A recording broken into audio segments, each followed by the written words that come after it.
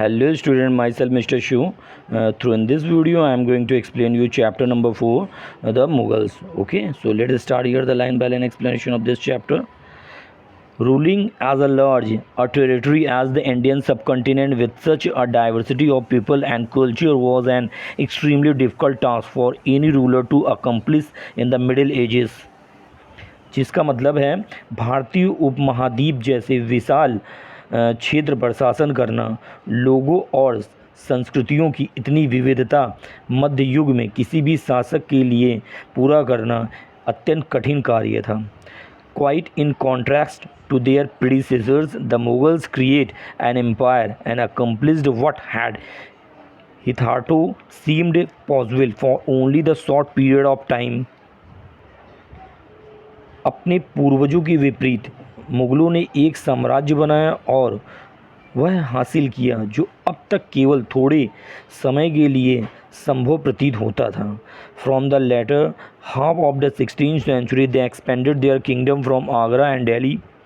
Until the 17th century they controlled nearly all of the subcontinent. 16वीं शताब्दी के पहले से उन्होंने आगरा और दिल्ली से अपने साम्राज्य का विस्तार किया, जब तक कि 17वीं शताब्दी में उन्होंने लगभग पूरे उपमहाद्वीप को नियंत्रित नहीं कर लिया. They imposed the structure of the administration and ideas of governance that outlasted their rule, leaving a political legacy that succeeding ruler of the subcontinent could not ignore. उन्होंने प्रशासन की ऐसी संरचनाएं और शासन के विचार लागू किए जो उनके शासन से भी अधिक समय तक चले और एक ऐसी राजनीतिक विरासत छोड़ गए जिसे उपमहाद्वीप के बाद के शासक अनदेखा नहीं कर सके. Today the prime minister of India addresses the nation on the Independence Day from the ramparts of the Red Fort in Delhi, the residence of the Mughal emperors. आज भारत के प्रधानमंत्री मुग़ल सम्राटों के निवास दिल्ली में लाल किले की दीवार से स्वतंत्रता दिवस पर राष्ट्र को संबोधित करते हैं. Turn your page number next, page number 40. Who were the Mughals? Mughal कौन थे? The Mughals were descendants of the two great lineages of rulers. Mughal दो महान शासक वंशों के वंशज थे. From their mother side they were descendants of Genghis Khan died 1227. The Mongols ruler who ruled over part of the China and the Central Asia. अपनी मातृ पक्ष से चंगेज़ खान, जिनकी मृत्यु 1227 में हुई थी, के वंशज थे, जो मंगोल शासक था और जिसने चीन और मध्य एशिया के कुछ हिस्सों पर शासन किया था. From their father side they were the successor of the Timur died 1404. The ruler of Iran, Iraq and modern day Turkey. अपने पितृपक्ष से वे ईरान, इराक और आधुनिक तुर्की के शासक तैमूर, जिनकी मृत्यु 1404 ईस्वी में हुई, के उत्तराधिकारी थे. However, the Mughals did not like to be called Mughal और मंगोल. हालांकि मुग़लों को मुग़ल या मंगोल कहलाना पसंद नहीं था. This was because Genghis Khan's memory was associated with the massacre of innumerable people. ऐसा इसलिए था क्योंकि चंगेज़ खान की स्मृति असंख्य यानी बहुत ज़्यादा लोगों के नरसंहार से जुड़ी थी. इन्होंने बहुत लोगों को मारा था चंगेज़ खान ने. It was also linked with the Uzbeks their Mongols competitors. यह स्मृति उनके मंगोल प्रतिद्वंद्वियों उज्बेकों से जुड़ी थी. On the other hand the Mughals were proud of their Timurid ancestor, not least of all because their great ancestor had captured Delhi in 1398. दूसरी ओर मंगोलों को अपने तैमूर वंश पर गर्व था, खासकर इसलिए कि उनके महान पूर्वज ने 1398 में दिल्ली पर कब्जा कर लिया था. They celebrated their genealogy pictorially, each ruling getting a picture made of Taimur and himself. उन्होंने अपनी वंशावली का चित्रात्मक रूप से जश्न मनाया। प्रत्येक शासक ने तैमूर और स्वयं का चित्र बनवाया। मुग़ल मिलिट्री कैंपेन्स, मुग़ल सैन्य अभियान। Babur the first Mughal empire 1526 to 1530 succeeded to the throne of Fargana in 1494 when he was only 12 years old। प्रथम मुग़ल सम्राट बाबर, जिनका कार्यकाल 1526 से 1530 के बीच तक रहा, 1494 में मात्र 12 वर्ष की आयु में फरगना की गद्दी पर बैठे। He was forced to leave his ancestral throne due to the invasion of another Mongol group, the Uzbeks। अन्य मंगोल समूह उज़्बेकों के आक्रमण के कारण उन्हें अपना पैतृक सिंहासन छोड़ना पड़ा। After years of the wandering, he seized Kabul in 1504। वर्षों भटकने के बाद उन्होंने 1504 में काबुल पर अधिकार कर लिया। In 1526 he defeated the sultan of Delhi Ibrahim Lodi at Panipat and captured Delhi and Agra. 1526 में उन्होंने पानीपत में दिल्ली के सुल्तान इब्राहिम लोदी को हराया और दिल्ली और आगरा पर कब्जा कर लिया। Look at this picture, Mughal army on campaign, यानी मुग़ल आर्मी अपने अभियान पर जाते हुए यानी युद्ध के दौरान। Cannons were an important addition in 16th century warfare। Babar used them effectively in the first battle of Panipat. चित्र 3, 16वीं सदी के युद्ध में तोप एक महत्वपूर्ण योगदान थी। ठीक है, बाबर ने इसका प्रभावी ढंग से प्रयोग पानीपत के युद्ध में किया। Turn your page number next which is page number 41।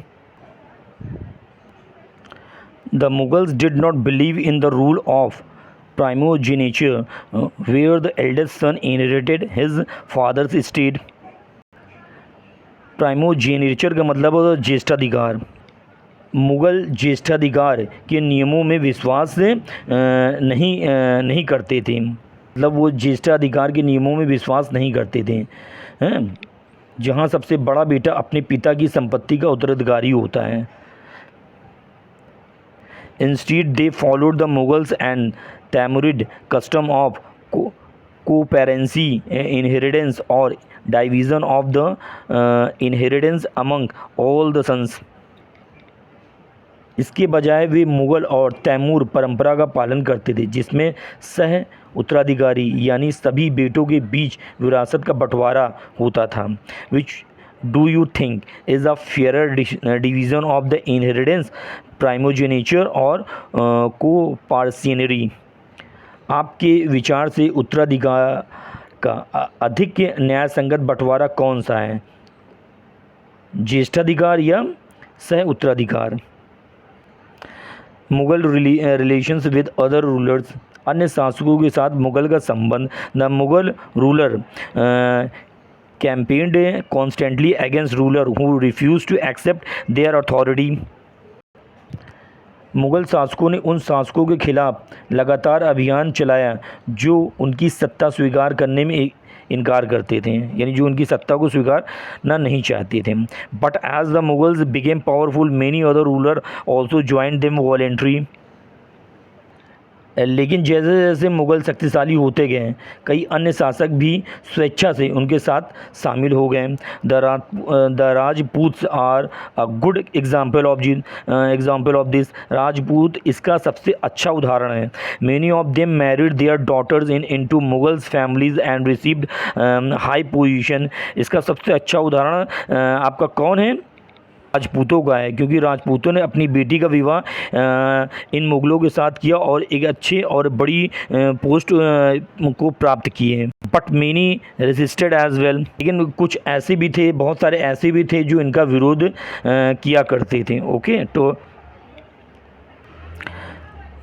Mughal marriages with Rajput, Mughal और राजपूतों के बीच विवाह। The mother of Jahangir was a Kachwaha princess daughter of the Rajput ruler of Amber modern day Jaipur. Jahangir की माँ एक कछवाहा राजकुमारी थी जो आमेर आधुनिक जयपुर के राजपूत शासक की पुत्री थी। The mother of the Shah Jahan was a Rathore princess daughter of Rajput ruler of Mewar Jodhpur. Shahjahan की माँ एक राठौर राजकुमारी थी जो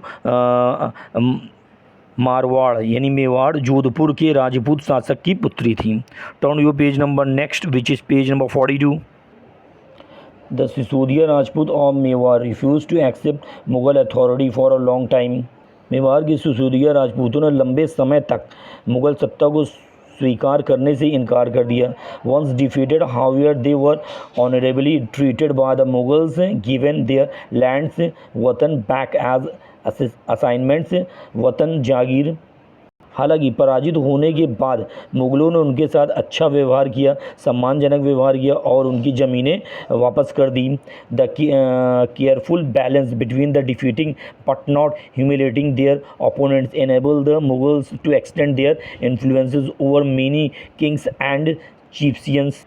अपने विरोधियों को हराने और अपमानित न करने के बीच यानी ये इंसल्ट नहीं करते थे, सावधानीपूर्वक संतुलन इन्होंने बनाया और मुग़लों को कई राजाओं और सरदारों पर अपना प्रभाव बढ़ाने में सक्षम बनाया, क्योंकि ये रिस्पेक्ट करते थे, किसी की बेइज्जती नहीं करते थे। इस कारण से लोगों के बीच में इनका अच्छा इंप्रेशन पड़ा। But it was difficult to keep this balance all time. लेकिन इस संतुलन को हर समय बनाए रखना मुमकिन नहीं था। Mansabdars and jagirdars as the empire expanded to encompass different regions, the Mughals recruited diverse bodies of the people। जैसे साम्राज्यों का विस्तार विभिन्न क्षेत्रों तक हुआ, मुग़लों ने विविध वर्ग के लोगों की भर्ती की। From a small nucleus of Turkish noble Turanis they expanded to include Iranians, Indian Muslims, Afghans, Rajputs, Marathas and other groups. तुर्की सरदारों जिन्हें तुरानी के नाम से जानते हैं कि एक छोटे से समूह से लेकर भी उन्होंने ईरानी, भारतीय, मुसलमान, अफ़गान, राजपूत, मराठा और अन्य समूह को भी शामिल किया। Those who joined the Mughals service were enrolled as mansabdars. Mughal सेवा में शामिल होने वालों को मनसबदार के रूप में भर्ती किया जाता था। यानी जो लोग इनकी सेना में आते थे और जो उनको पोस्ट मिलता था मुग़लों के द्वारा, उसे मनसबदार कहा जाता था। The term mansabdar refers to the an individual who holds a mansab meaning a position और a rank. It was a grading system used by the Mughals to fix rank, salary, military responsibilities. Mansabdar शब्द उस व्यक्ति को संदर्भित करता था जो मनसब धारण करता था, जिसका अर्थ है एक पद या रैंक। यानी मनसब का यहाँ पर मनसबदार का मतलब है एक पोस्ट या रैंक। ये मुग़लों द्वारा एक पद, वेतन या सैन्य जिम्मेदारियाँ तय करने के लिए इस्तेमाल की जाने वाली एक श्रेणीबद्ध प्रणाली थी। Rank and salary were determined by the numerical value called जात। या पद और वेतन का निर्धारण एक संख्यात्मक मान, जिसे जात कहा जाता था, द्वारा किया जाता था। द हायर द जात the more prestigious was the nobles position in code and the larger his salary.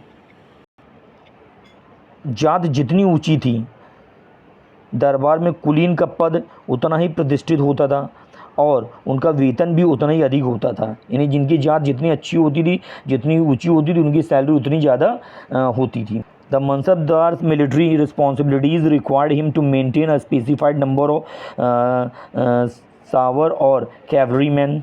Mansabdar की सैन्य जिम्मेदारियों के लिए उसे एक निश्चित संख्या में सवार या घुड़सवार सैनिक रखने होते थे। The mansabdars brought his cavalryman for review, got them registered their horses branded and them received money to pay them as a salary. Mansabdar अपने घुड़सवार सैनिकों को निरीक्षण के लिए लाते थे, उनका पंजीकरण करवाते थे, उनके घोड़ों पर निशान लगवाया जाता था और फिर उनके वेतन के रूप में पैसे दिए जाते थे। Mansabdar receives their salary as a revenue assignments called jagirs which were somewhat like इक्ताज।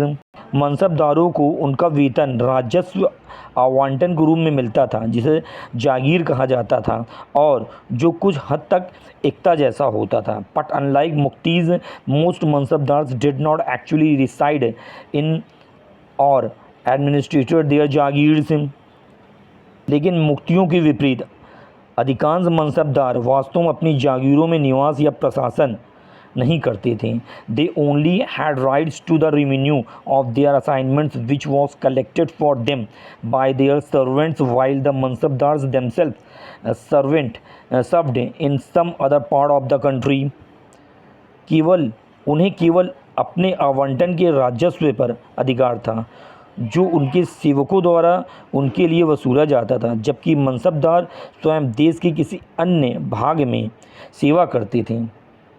यहाँ पर मैं आपको एक बार बताना चाहूँगी कि जागीरदार जो है स्पेशली जो होता है वो होता है जो भूमि का प्रबंधक करता है, देख रेख करता है। और ये शब्द जो मुग़ल काल के हैं, जिसका मतलब है कि एक ऐसा व्यक्ति जिसे राजा या शासक द्वारा एक क्षेत्र या राजस्व का अधिकार दिया जाता था, जिसे जागीर कहा जाता था। जागीरदार आमतौर पर उस क्षेत्र से राजस्व एकत्र करते थे और बदले में शासक को सैन्य सेवा या अन्य कर्तव्य प्रदान करते थे। ये भूमि के मालिक नहीं कहे जाते थे, बल्कि उन्हें राजस्व एकत्र करने का अधिकार दिया जाता था। ओके, जात ranking nobles with a jat of 5,000 were ranked higher than those of 1,000 in Akbar's reign were 29 mansabdars with a rank of 5,000 jat. By Aurangzeb's reign, the number of mansabdars had increased to 79. Would this have meant more expenditure for the state? 5,000 जात वाले रईसों का दर्जा 1,000 रईसों से ऊंचा होता था। अकबर के शासनकाल में 5,000 जात वाले 29 मनसबदार थी। औरंगजेब के शासनकाल तक मनसबदारों की संख्या बढ़कर 79 हो गई थी। इसका मतलब था राज्य का खर्चा बढ़ना। Okay, turn your page number next which is page number 43. In Akbar's reign, these jagirs were carefully assessed so that their revenue were roughly equal to the salary of the mansabdars. Akbar के शासनकाल में इन जागीरों का सावधानीपूर्वक आकलन किया जाता था, जबकि उनका राजस्व मनसबदार के वेतन के लगभग बराबर रहे। By the Aurangzeb's reign, this was no longer the case, and the actual revenue collected was often less than the granted sum. Aurangzeb के शासनकाल तक यह स्थिति नहीं रही और वसूला जाने वाला वास्तविक राजस्व स्वीकृत राशि से कम था। There was also a huge increase in the number of mansabdars, which meant a long wait before they received a जागीर। मनसबदारों की संख्या में भारी वृद्धि हुई, जिसका अर्थ था कि उन्हें जागीर मिलने में लंबा इंतजार करना पड़ता था। These and other factors created a shortage in the number of jagirs. इन और अन्य जागीरदारों की संख्या में कमी पैदा कर दी। As a result, many jagirdars tried to extract as much revenue as possible while they had a जागीर। परिणाम स्वरूप कई जागीरों ने जागीरी रहते हुए अधिक से अधिक राजस्व वसूलने की कोशिश की जब वे जागीरदार थे। Aurangzeb was unable to control these development in these last years of his reign and peasantry therefore suffered tremendously. Aurangzeb अपने शासनकाल के अंतिम वर्षों में इन घटनाओं को नियंत्रित करने में असमर्थ रहे और इसलिए किसानों को भारी नुकसान उठाना पड़ा। इनके कारण किसानों को बहुत दिक्कतें हुई, बहुत सारी नुकसान हुए। जब्त एंड जमींदार्स, कुर्की और zamindars. The main source of income available to Mughal ruler was tax on the produce of the pageantry.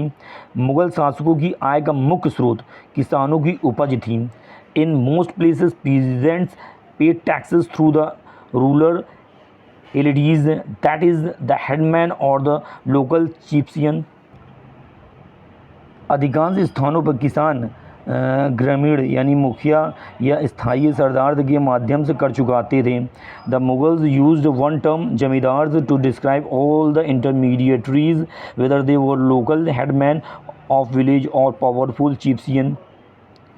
Mughal सभी बिचौलियों के लिए एक ही नाम जमींदार का प्रयोग करते थे, चाहे वे गांव के स्थानीय मुखिया हों या शक्तिशाली सरदार। Akbar's revenue ministers Todelmal carried out a careful survey of crop yields, prices and areas cultivated for a 10 years period 1570 to 1580। Akbar के राजस्व मंत्री टोडरमल, जिनका कार्यकाल 1570 से 1582 तक रहा, 10 वर्षों की अवधि में फसलों की पैदावार, कीमतों और खेती योग्य क्षेत्रों का सावधानीपूर्वक सर्वेक्षण किया।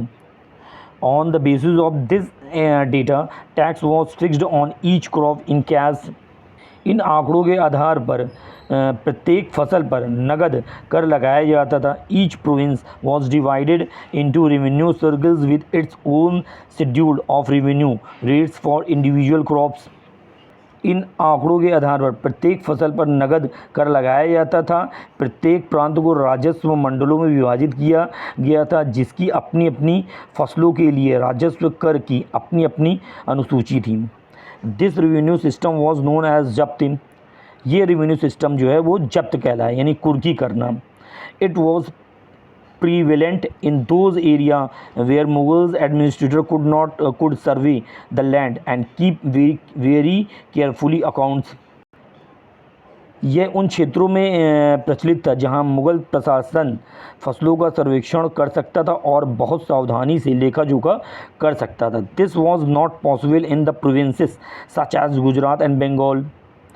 गुजरात और बंगाल जैसे राज्यों में ये संभव नहीं था, क्योंकि यहाँ पर सावधानीपूर्वक लेखा जोखा नहीं किया जा सकता था, तो यहाँ पर ये चीज़ें लागू नहीं हो पाती थी। Turn your page number next, which is page number 44। In some areas, the zamindars exercised a great deal of power। कुछ क्षेत्रों में जमींदारों के पास अत्यधिक शक्ति थी। The exploitation by the Mughal administrator could drive them to rebellion। Mughal प्रशासकों द्वारा शोषण उनके विद्रोह के लिए प्रेरित कर सकता था। Sometimes zamindars and peasants of the same caste allied in the rebelling against Mughal authority। कभी कभी जमींदारों और एक ही जाति के किसानों मुग़ल सत्ता के विरुद्ध विद्रोह में एकजुट हो जाते थे। These peasants revolts challenged the stability of the Mughal Empire from the end of the 17th century। इन किसान विद्रोहों ने 17वीं शताब्दी के अंत से मुग़ल साम्राज्य की स्थिरता को चुनौती दी। अकबरनामा एंड आईने अकबरी। अकबरनामा और Aine Akbari. Akbar ordered one of his close friends and courtiers Abul Fazal to write a history of his rain.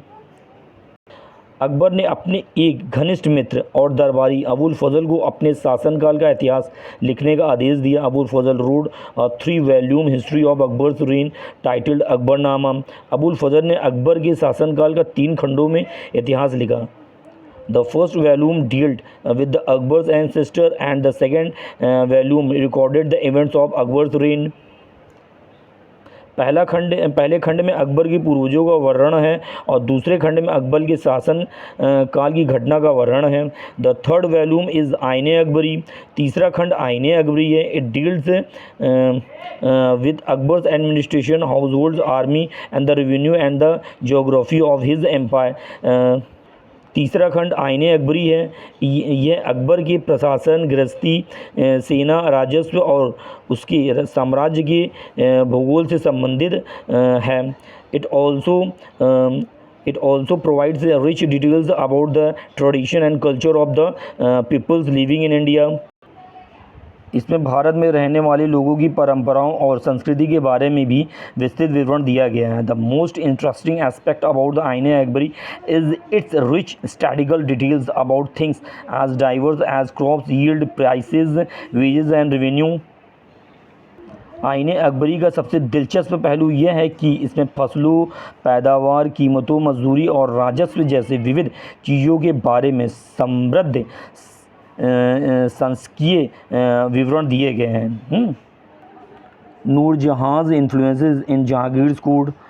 Jahangir के दरबार में नूरजहाँ का प्रभाव। Mehrun-Nisa married the Emperor Jahangir in 1611 and received the title Noor Jahan. मेहरून-निसा ने 1611 में बादशाह जहांगीर से शादी की और नूर जहां की उपाधि प्राप्त की. She remained extremely royal and supportive to the monarch. वह बादशाह के प्रति अत्यंत वफादार और सहयोगी रहीं. As a mark of the honor, Jahangir struck silver coins bearing his own titles on one side, and on the other inscription struck in the name of the Queen's Begum Noor Jahan. सम्मान स्वरूप जहांगीर ने चांदी के सिक्के जारी किए जिन पर एक तरफ उनकी उपलब्धियां अंकित थी और दूसरी तरफ रानी बेगम नूर जहां के नाम पर जारी.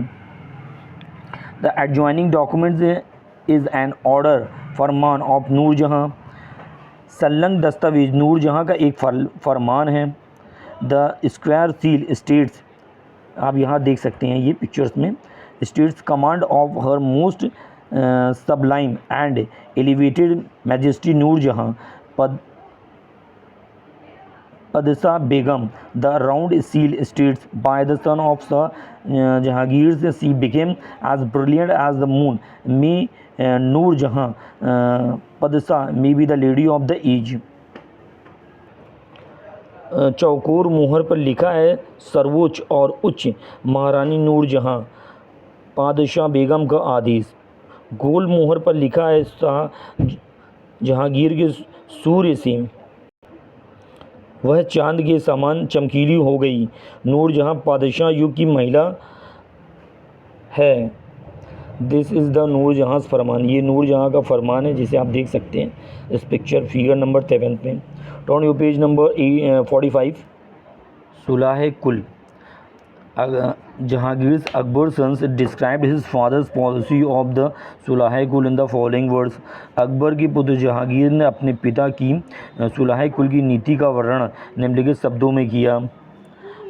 As in the wide expanse of the divine compassion of there is rooms for all classes and the followers of all creeds, so in his imperial dominance which on all sides were limited only by the sea, there was room for the professory of opposite regions and for beliefs good and bad, and the road to the intolerance was closed. Sunnis and Shias met in one mosque and Christians and Jews in one church to pray. He constantly followed the principle of universal peace. सुलह कुल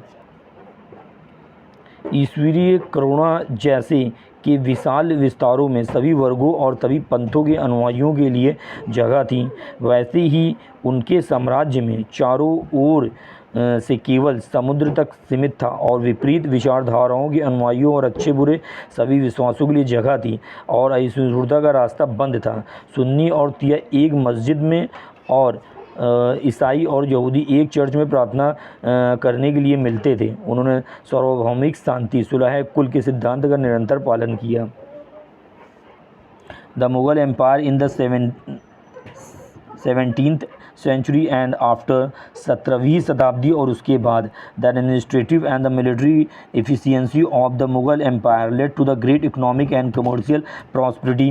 मुगल साम्राज्य की प्रशासनिक और सैन्य दक्षता ने महान आर्थिक और वाणिज्यिक समृद्धि को जन्म दिया.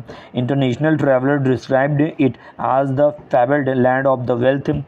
अंतर्राष्ट्रीय यात्रियों ने इसे धन की पौराणिक भूमि बताया. But these same visitors were also appalled at the state of poverty that existed side by the side with the greatest opulence. लेकिन यही पर्यटक उन गरीबों की स्थिति को देखकर भी स्तब्ध थे जो अपार समृद्धि के साथ साथ मौजूद थे. The inequalities were glaring. असमानताएँ स्पष्ट थीं. Documents from the 20th year of the Shah Jahan's reign inform us that the highest ranking mansabdars were only 445 in the number out of the total of 8,000. Shahjahan के शासनकाल के 20वें वर्ष के दस्तावेज हमें बताते हैं कि कुल 8000 मनसबदारों में से सर्वोच्च पद के मनसबदार केवल 445 थे। This small numbers mere 5.6% of the total number of the mansabdars received 61.5% of the total estimated revenue of the empire as salaries for themselves and their toppers.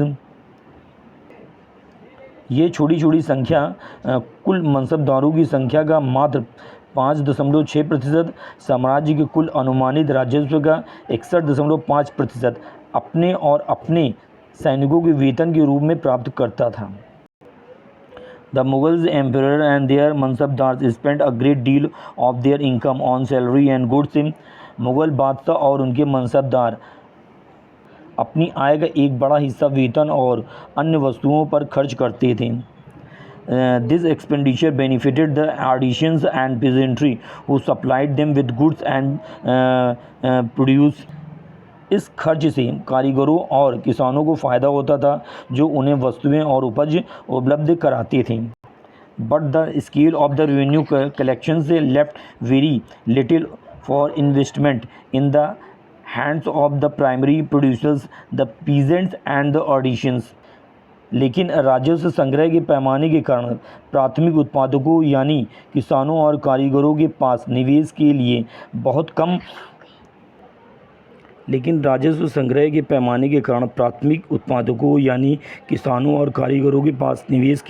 कम बचता था।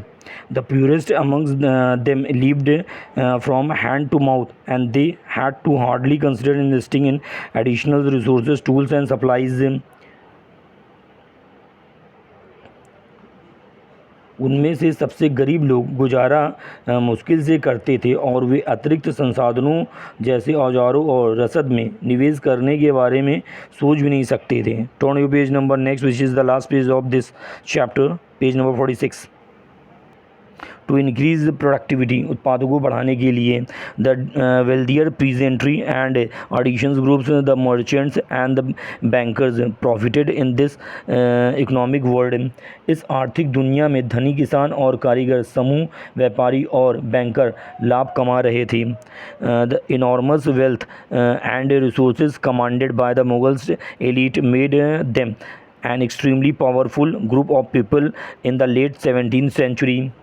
17वीं शताब्दी के उत्तरार्ध में मुग़ल अभिजात वर्ग के पास मौजूद अपार धन संपत्ति और संसाधनों ने उन्हें एक अत्यंत शक्तिशाली समूह बना दिया। आज the authority of the Mughal empire slowly declined. जैसे जैसे मुग़ल सम्राटों का प्रभुत्व धीरे धीरे कम होता गया, his servants emerged as powerful centres of power in the regions. उनके सेवक क्षेत्रों में शक्तिशाली शक्ति केंद्र बनकर उभरे। They constituted new dynasties and held the command of provinces like Hyderabad and the Awadh. उन्होंने नए राजवंशों का गठन किया और हैदराबाद तथा अवध जैसे प्रांतों पर नियंत्रण किया। Although they continued to recognize the Mughal emperor in Delhi as their master, by the 18th century and the provinces of the empire had consolidated their independent political identity। हालांकि वे दिल्ली में मुग़ल सम्राटों को अपने स्वामी मानते रहे। 18वीं शताब्दी तक साम्राज्यों के प्रांतों ने अपनी स्वतंत्र राजधानी पहचान मजबूत कर ली। So in this way the whole chapter has been ended. Basically ये पूरा चैप्टर जो है मुग़ल शासनकाल के बारे में बताया गया है। सो आपको होपफुली मेरे एक्सप्लेनेशन अच्छी लगी होगी। यदि आपको अच्छी लगी तो please don't forget to like my video and subscribe to me. Okay.